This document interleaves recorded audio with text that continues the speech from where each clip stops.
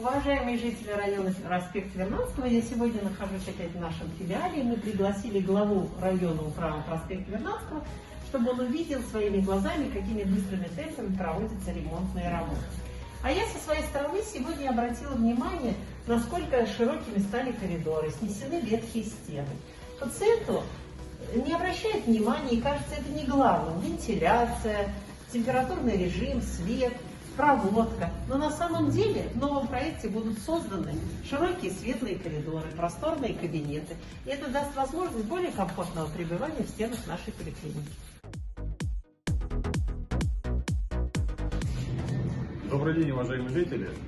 Нахожусь сегодня в нашей поликлинике районной с инспекцией по ходу производства работ, ремонтных работ.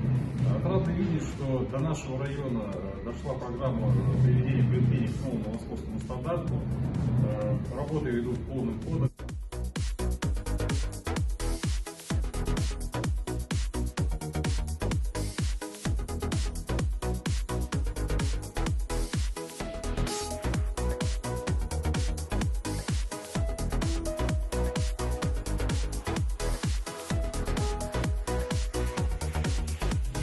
Сроки реализации и завершения реконструкции поликлиники определены. Это конец года. Мы, конечно, все вместе с жителями с нетерпением ждем окончания работ и ждем, когда поликлиника распахнет свои двери для первых